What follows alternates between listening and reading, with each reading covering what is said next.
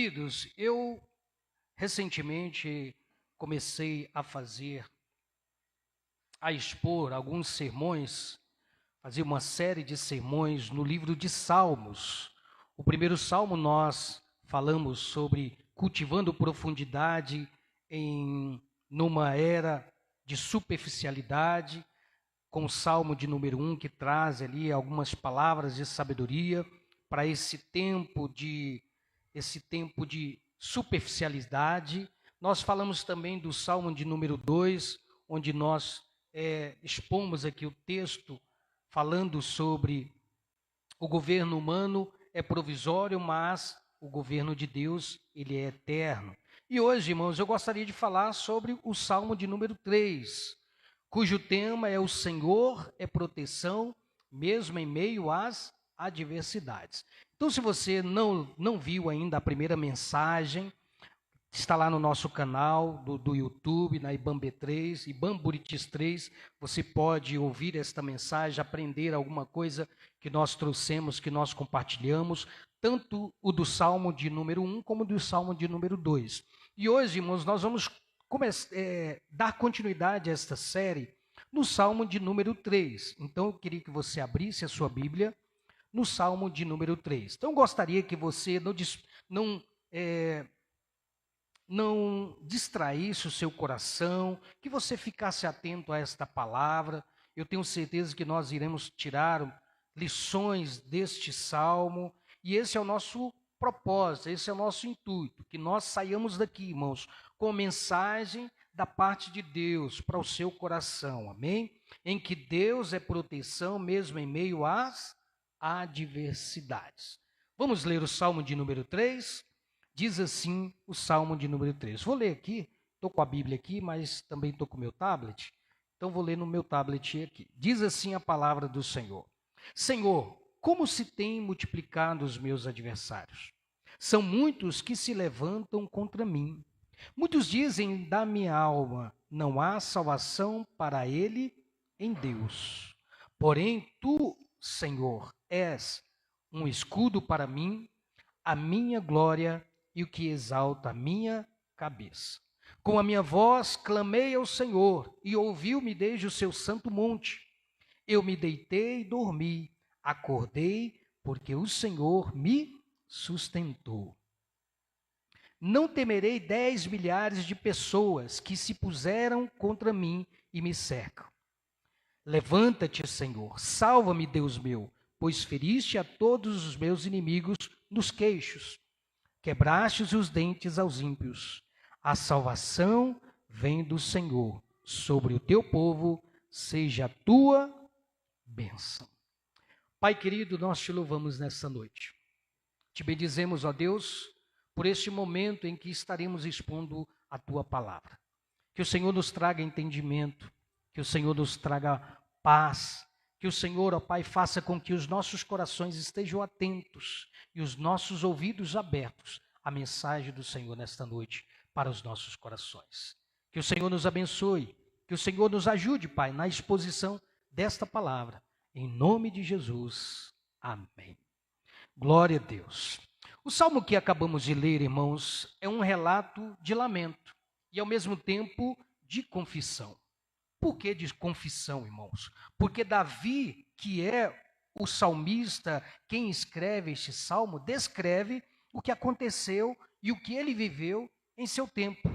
Então, Davi, quando compôs este hino, ou citou essa oração que nós acabamos de ler, ele não estava, irmãos, escrevendo sobre um inimigo estrangeiro. Se os irmãos perceberem na leitura, ele fala que os seus adversários se multiplicavam. E quando ele diz que os seus adversários se multiplicavam, irmãos, ele não estava dizendo exatamente sobre um inimigo estrangeiro, mas sobre uma crise doméstica, uma crise interna e política em seu próprio reinado. Ou seja, Davi não estava enfrentando, irmãos, um conflito contra uma nação estrangeira, como os filisteus, mas um conflito dentro da sua própria casa e dentro da sua própria família. E quando Davi escreve este salmo, irmãos, ele estava fugindo daquele que tramou, daquele que arquitetou por alguns anos usurpar tomar, roubar o seu trono e tirá-lo do poder.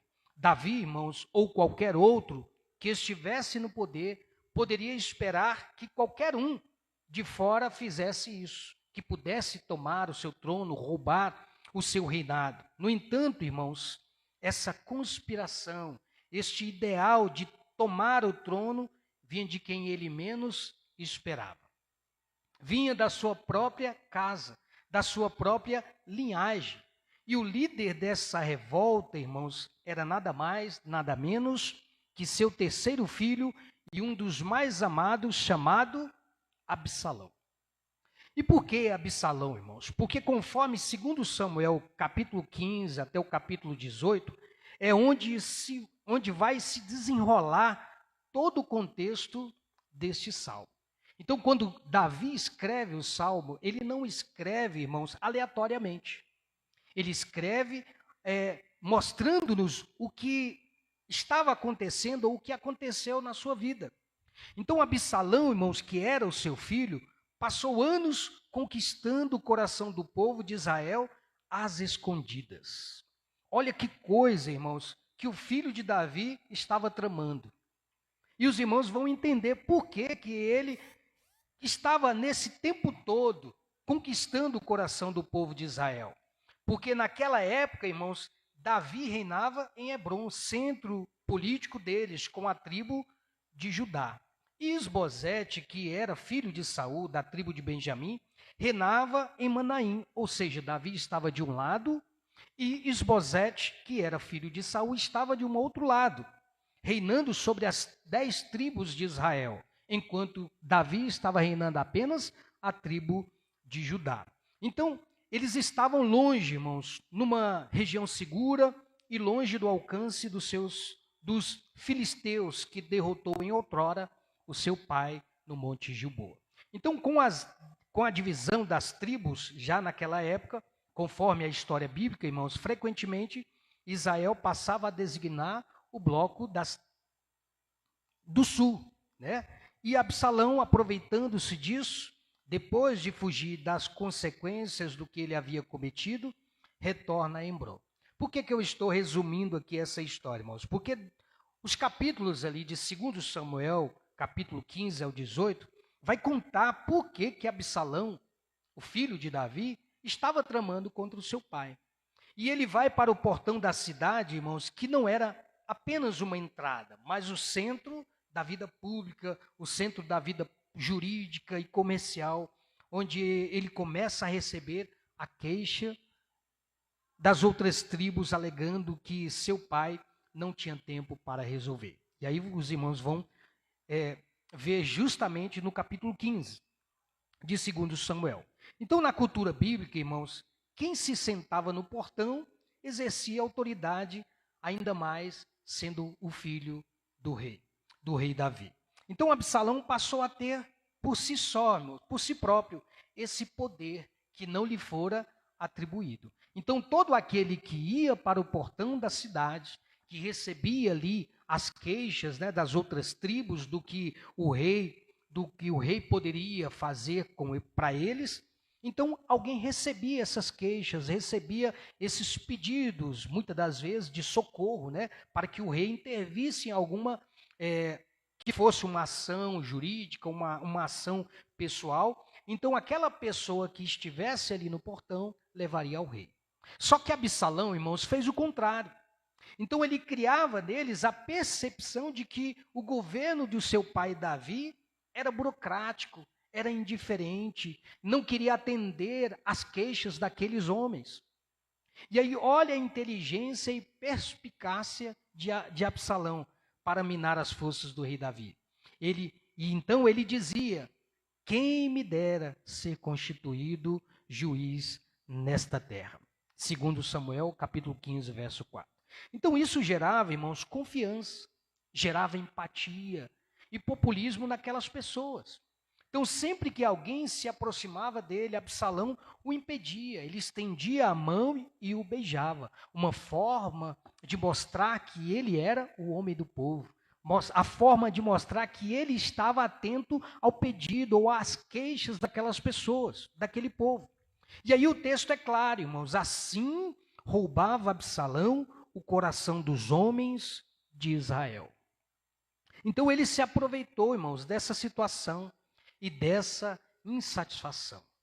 E aí, ao se colocar ali no portão, irmãos, Absalão estava exercendo um governo paralelo. Ele estava exercendo um governo que não fora lhe atribuído. Então foi a partir daí que, quando Absalão se sentiu forte o suficiente, irmãos, ele declarou-se rei e marchou contra o próprio pai para matá-lo. Por isso que o Salmo, irmãos, vai nos trazer este lamento, essa confissão.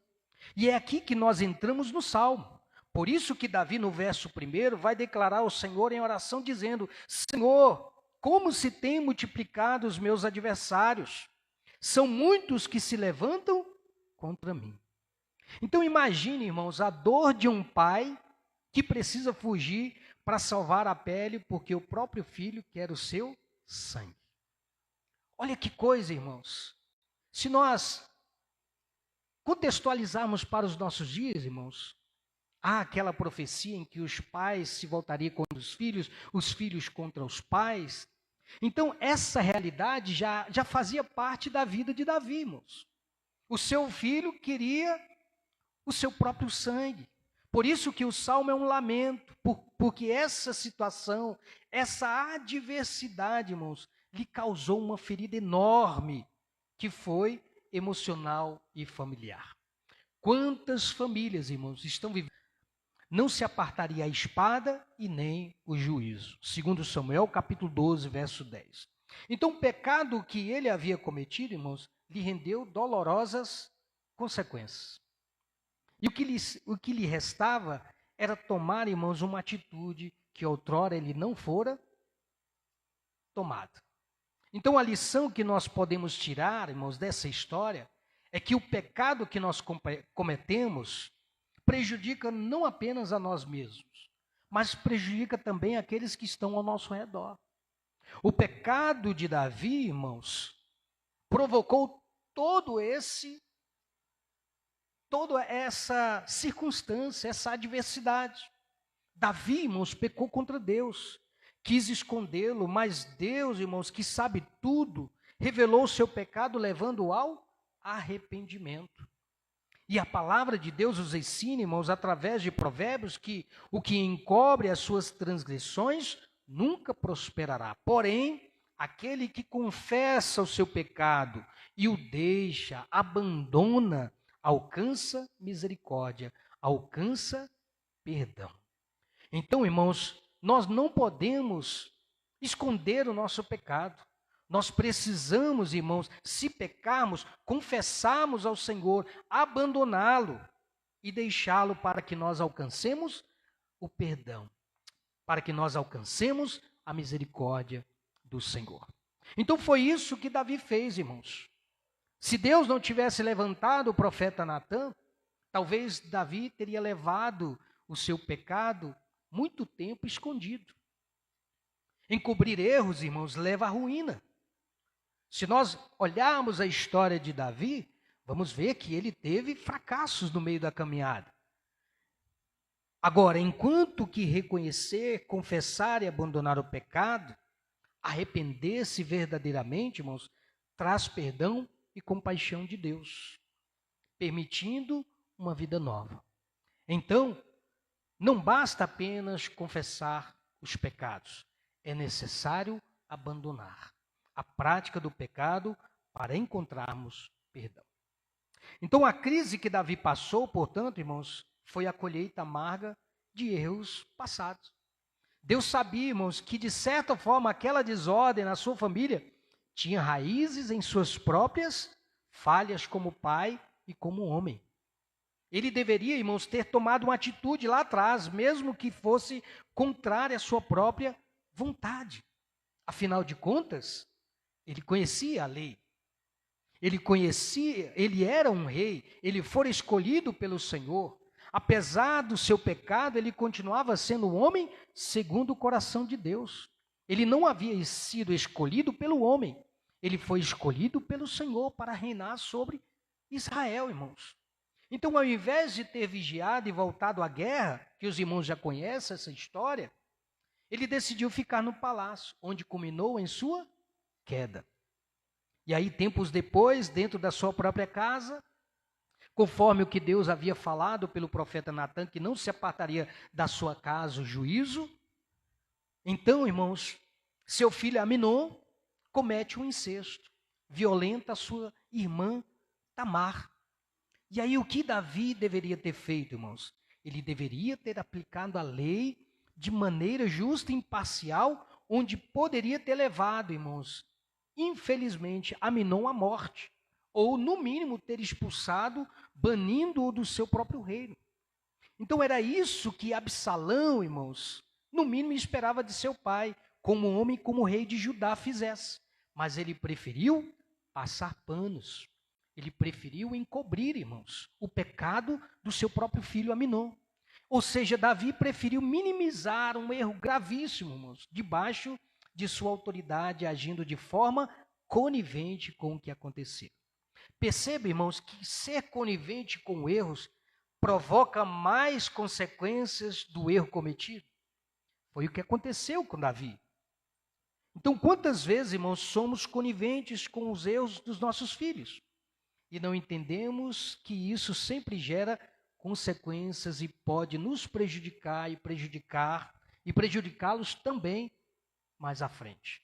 E foi o que aconteceu. Absalão, irmãos, se revoltou com aquela situação. E essa revolta gerou mais um problema. O que ele fez, irmãos? A história vai dizer que Absalão matou seu irmão Aminon, levando-o a fugir para Jesus por 3 anos. Segundo Samuel, capítulo 13, verso 38. E quando volta, irmãos, ele passa a conviver em sua casa, em Jerusalém, por mais 2 anos, sem ver o rosto do pai. Segundo Samuel, capítulo 14. E aí, somando tudo isso, irmãos, ele passa 5 anos afastado da presença de Davi. Ele passa 5 anos, irmãos, sem se comunicar com seu pai. Ele passa 5 anos, irmãos, longe da presença do rei. Mas após a reconciliação com seu pai, e Davi aqui abre, irmãos, esse espaço para essa reconciliação, Absalão coloca então o seu plano em prática. Para onde ele vai, irmãos? Para a frente do portão da cidade. Então ele vai exercer um tipo de autoridade, irmãos, que a ele não for atribuído. E aí o que acontece? Uma crise ali é estabelecida e os inimigos de Davi começam a se multiplicar a partir do seu próprio filho. É o seu filho, irmãos, que trama tudo contra o seu pai. Ele é caçado fisicamente no deserto quando ele foge descalço, irmãos, apenas cobrindo a sua cabeça. E ele vai para o deserto, onde ele havia ido com aqueles que ainda estavam ao seu lado. E quando ele escreve este salmo, irmãos, ele estava exausto de uma traição que durou quase 1 década. Quase 10 anos, irmãos. Então imaginem o seu próprio filho tramar tudo isso. Esperar o momento certo para poder, talvez, conseguir matar o seu pai e assumir o trono. Então, não somente Absalão o trai, como o conselheiro mais brilhante, amigo íntimo de Davi, chamado Aitofel, o trai também, irmãos. Perceba como Absalão ele conseguia roubar o coração daquele povo, daqueles que Davi mais amava. Às vezes acontece conosco, né, irmãos? Às vezes temos pessoas próximas a nós e essas pessoas acabam sendo influenciados por outros, levando até mesmo, irmãos, a conspirar contra nós. Ver seus conselheiros e amigos de mesa mudarem de lado para apoiar um filho rebelde, que transformou a política do seu reinado em uma tragédia pessoal. Então Davi, irmãos, estava sendo atacado agora por quem ele mais confiava e por quem ele mais amava. Então, às vezes, não estamos em guerra contra grandes exércitos, mas estamos vivendo guerras dentro do nosso próprio lar. Infelizmente, no nosso casamento, onde não há diálogo, onde não há respeito. E o amor, irmãos, já acabou há muito tempo.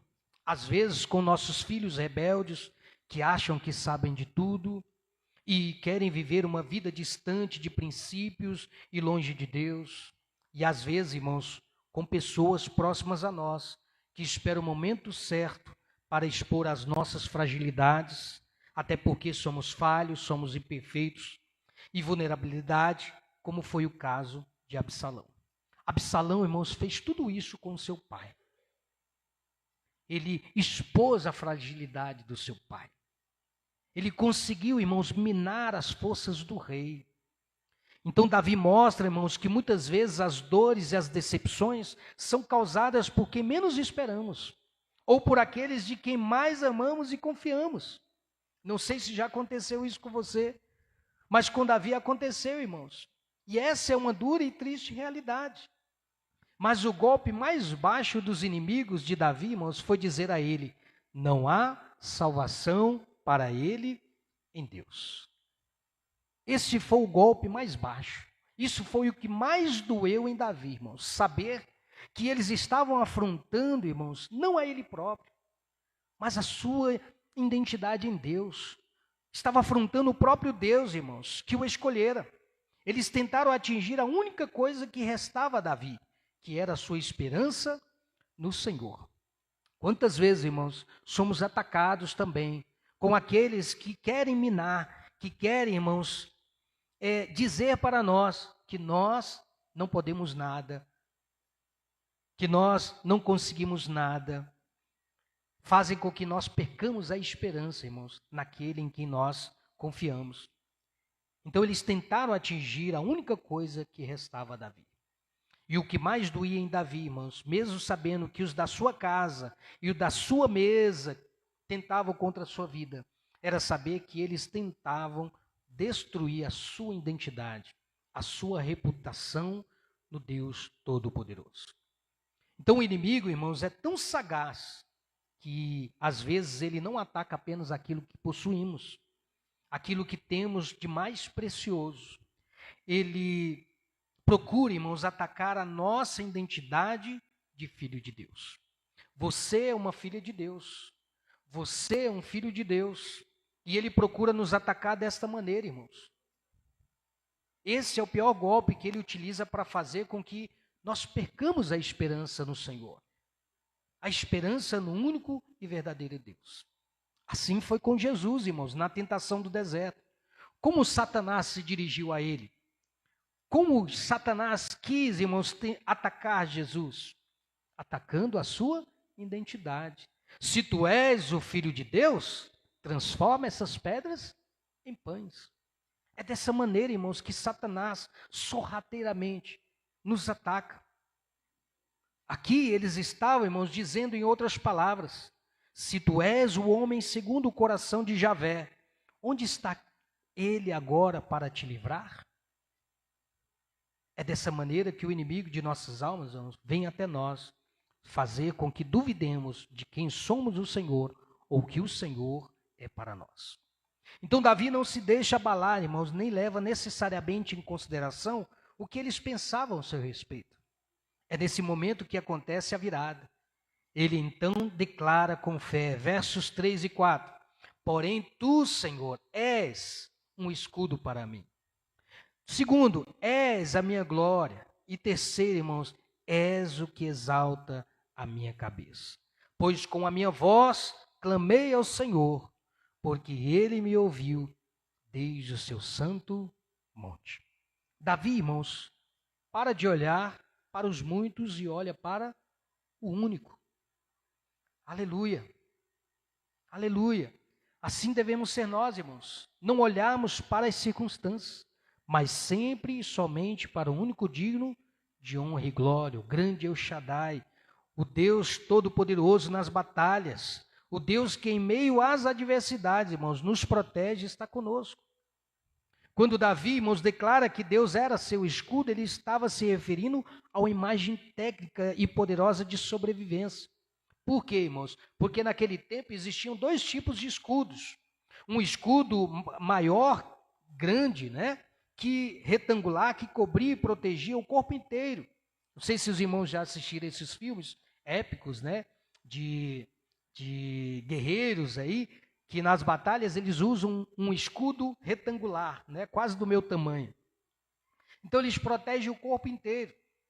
E o segundo, irmãos, é o menor, que eles usam no formato redondo ou oval, que fica aqui no braço, no formato oval ou redondo, feito de madeira e às vezes, né, revestido com várias camadas de couro de boi.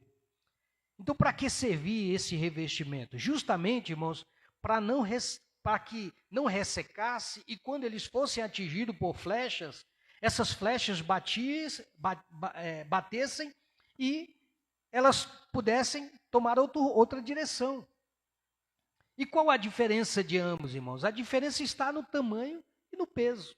E aí o escudo menor dava mais mobilidade, agilidade, né, nas batalhas, numa luta corpo a corpo, facilitando golpear e empurrar o adversário.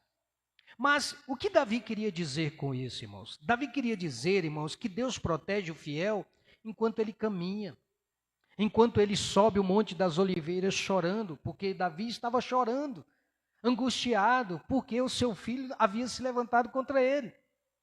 E também Deus protege o fiel, irmãos, enquanto ele dorme ao relento. Embora o escudo proteja apenas em uma direção, irmãos, no hebraico, tu és para mim, sugere algo que cerca ou envolve por todos os lados. Apesar de ele descrever um escudo que seria esse que dá mobilidade e facilidade, ele mostra que Deus é o seu escudo que protege ele tanto na frente, como atrás, como dos lados e do outro. Ou seja, Deus é quem protege por todos os lados. Então, para um escudo de batalha no dia a dia, irmãos, que podemos manejar em algumas direções, pode ser impossível a proteção. E de fato, como você vai proteger todo o seu corpo com um escudo menor? Mas para Deus, irmãos, que é onipresente, é uma realidade possível. Por isso que a palavra do Senhor vai nos dizer que com o Senhor nós saltamos muralhas, nós podemos todas as coisas, irmãos. Amém? Porque é Ele que nos dá direção, é Ele que nos guia, é Ele que nos protege, é Ele que vai à nossa frente. Amém? Então entenda uma coisa, todas as vezes que você se achegar a Deus com o coração humilde e dependente dele, ele o ouvirá. Davi, irmãos, é um exemplo para nós, porque todas as vezes que ele se achegou ao Senhor, o Senhor lhe ouviu, o Senhor lhe atendeu, o Senhor o livrou e o Senhor lhe deu vitória. Amém? Então o Senhor nos deu vitória, irmãos. O Senhor nos dá vitória quando nós nos achegamos a Ele, quando nós confiamos nele, quando nós sabemos, irmãos, e entendemos que se nós clamarmos, Ele irá nos ouvir, Ele irá nos responder. Já os versos 5 a 7, irmãos, se conectam ao verso 3, o que Deus era para Davi em meio às adversidades que estava enfrentando. Então, primeiro, ele reforça que o Senhor é a sua proteção e o seu sustento. Leiamos o verso 5. Eu me deitei e dormi. Acordei porque o Senhor me sustentou. Olha que verso maravilhoso, irmãos. Quantas vezes nas minhas orações noturnas eu mostro isso. O rei sempre fica atrás, vendo a batalha acontecer. Ele nunca vai, às vezes, na linha de frente. Primeiro são os soldados. Mas em sua própria cama, irmãos, são assassinados por pessoas de sua confiança, como guardas, servos e familiares. Então, ele estava dizendo exatamente isso, que o sono era o pavor dos reis, porque eles não morriam necessariamente na frente de batalha, mas na sua cama, quando ele se deitava e tentava dormir. Então, assim foi com Isbosete, irmãos, filho de Saul. Enquanto ele dormia o sono do meio-dia, os capitães da sua guarda o assassinaram. E esses capitães, na história, em 2 Samuel, capítulo 4, versos 5 a 7, irmãos, e se os irmãos lerem, teria problema. Não com o rei em si, mas teria com o Senhor. E ele tinha, irmãos. E se nós lermos quando Davi também fugiu da presença de Saul, Davi conseguiu pegar Saul numa caverna, né? Estava ali, e Davi poderia ter matado Saul, mas por que ele não matou? Porque ele reconhecia que era Deus que o havia constituído como rei. E se ele tivesse que ser um rei, Deus o constituiria, irmãos, e destituiria aquele que estava no trono. Então, irmãos, diferente de seu pai Saul e de Herodes Antipas, o tetrarca, conforme lá Lucas capítulo 9, eles sofriam de insônia e paranoia extrema.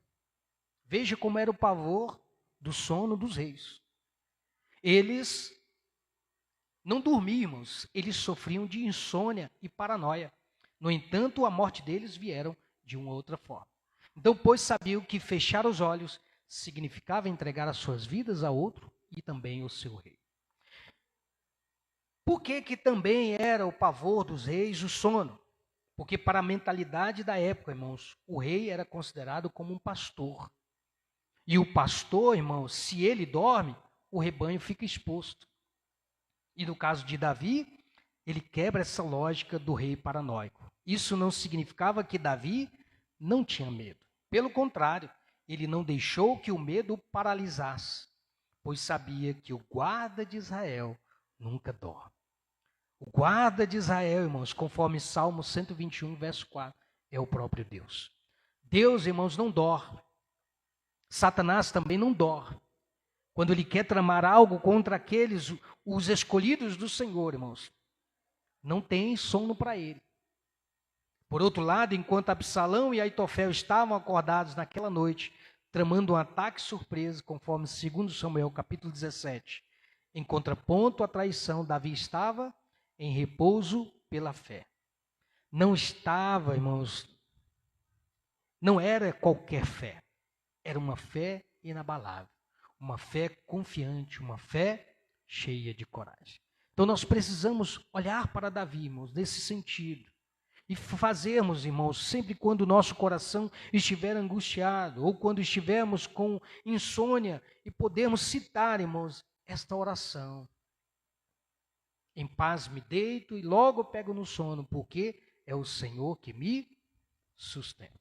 Então isso prova, irmãos, que o escudo, que era Deus, protegia não somente a sua mente contra a ansiedade e o pavor da morte noturna, ou da morte súbita. Então não havia, portanto, para Davi, irmãos, o que temer aqueles que o cercavam. Verso 6, não temerei 10 milhares de pessoas que se puserem contra mim e me cercam. Então, diante dessa declaração do rei Davi, irmãos, como não admirá-lo? Davi era um homem digno, irmãos, de ser admirado. E segundo, nessa fuga, irmãos, Davi recorre à pessoa certa. Ele recorre àquele que pode ajudar, que é o Senhor dos Exércitos. Verso 7. Levanta-te, Senhor, salva-me, Deus meu, pois feriste a todos os meus inimigos nos queixos, pois quebrastes os dentes aos ímpios. Ao primeiro olhar, irmãos, o verso soa como algo violento. Tu feriste os meus inimigos. Tu é quem quebras os dentes aos ímpios. Soa, irmãos, como ar de ódio, de vingança, pelo que estava acontecendo com ele. Mas, na verdade, irmãos, Davi sabia que ele não poderia lutar sozinho contra os seus adversários, que se multiplicavam, pois somente Deus, em meio àquela adversidade que ele estava passando, poderia intervir em seu favor, irmãos, para então desarticular as forças daqueles que queriam o seu mal. Então Davi então pede socorro a Deus a fim de que ele assuma o papel de guerreiro divino. Por quê, irmãos? Porque se Deus se levantar, o conflito deixa de ser Davi contra Absalão e passa a ser Deus contra as injustiças. Então Davi não foi apenas exposto em sua fragilidade, ele fora também desonrado, ele fora humilhado e ele foi desrespeitado e também, irmãos, injustiçado. Então a sua guerra não era mais dele, mas do Senhor. E só havia uma coisa que poderia pará-los. E a forma era ferir o queixo e quebrar os dentes. Ou seja, como um animal selvagem que busca sua presa para devorar. Quando se fere o queixo e os dentes, ele perde a capacidade de morder e matar as suas vítimas, mesmo que continue vivo. Então, o único que poderia fazer isso, irmãos, era Deus, o Deus da sua salvação. Por isso que Davi vai dizer: salva-me, Deus meu. Então, ele não pede salvação apenas por ser rei. Ele não pede socorro apenas porque merecia algo, não, mas como alguém que pertencia a Deus.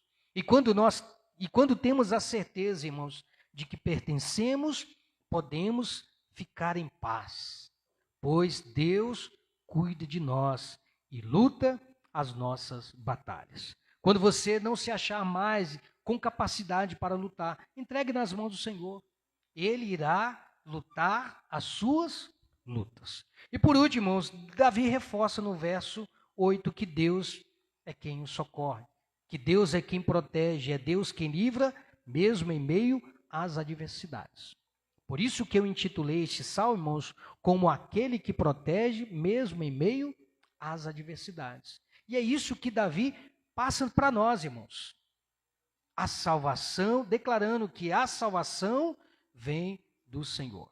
Ele não declara apenas isso, mas termina o salmo orando novamente pelo povo. Sobre o teu povo seja a tua bênção.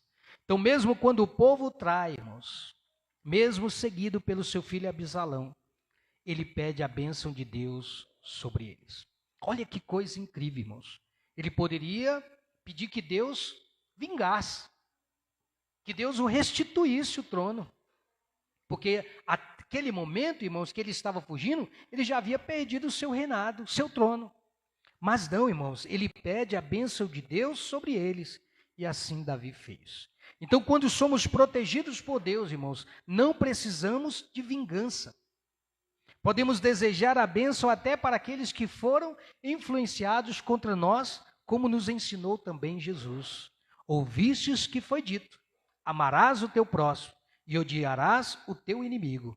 Eu, porém, vos digo: amai os vossos inimigos. Bendizei o que vos maldizem. Fazei bem aos que vos odeiam. E orai. Olha aqui, irmãos, o ato da oração.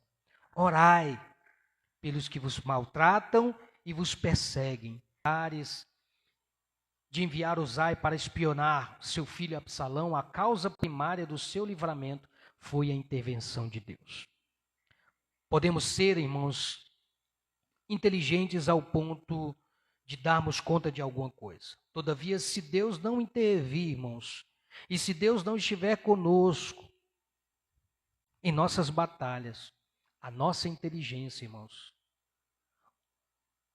os nossos recursos, as nossas habilidades irão por água abaixo. Então Davi entendeu isso, que ele foi livrado não foi por causa da sua inteligência, da sua capacidade, mas porque Deus ouviu o seu clamor e interviu na sua batalha, na sua guerra. Segundo, a nossa proteção não vem dos nossos merecimentos, porque fizemos algo ou deixamos de fazer aquilo. Ela parte tão somente, irmãos, do próprio Deus em misericórdia e amor. Essa foi a forma que Deus tratou Davi. Essa graça, irmãos, que Davi recebeu, reforça que não podemos colocar a nossa confiança em nós mesmos, acharmos que somos alguma coisa, mas deve ser colocado, irmãos, naquele que detém todo o poder nos céus e na terra, o Deus da nossa salvação. Terceiro, Davi, irmãos, termina o salmo não amaldiçoando os seus inimigos, pois este não era o seu foco, mas sim abençoando-os. E ele não paga o mal com o mal, porque a vingança e a lei da justiça é do Senhor. Então é ele quem é o juiz sobre tudo e sobre todos. Então nós precisamos apenas confiar na justiça de Deus. Davi, irmãos, um dia precisou de misericórdia. Lembra quando ele pede ao Senhor que não retire dele o espírito, que renove nele um coração inabalável? Ele pede misericórdia. E assim ele fez com aqueles que um dia ele confiou e amou. E por último, irmãos, Davi podia ter perdido para ele sua dignidade, sua força, mas não tinha perdido a sua convicção em Deus. Como está, irmãos, a nossa convicção no Senhor? O Senhor Todo-Poderoso, irmãos, a estratégia, ele sabia que apesar de suas falhas e imperfeição, o Senhor Todo-Poderoso estava com ele. Então a estratégia de Satanás, irmãos, é sempre tentar nos convencer que Deus não nos socorrerá. Mas é Deus quem nos socorre. É Deus quem nos protege. É Deus quem nos sustenta. E é Deus quem dirige os nossos passos. Então, irmãos, não deixe de confiar no Senhor. Não deixe de crer nele. Porque isso fará, irmãos, com que nós sejamos abençoados pelo Senhor. E tenhamos assim, irmãos, uma vida transformada. E uma vida, irmãos, em que Ele sempre nos dará o livramento na hora das batalhas. Amém?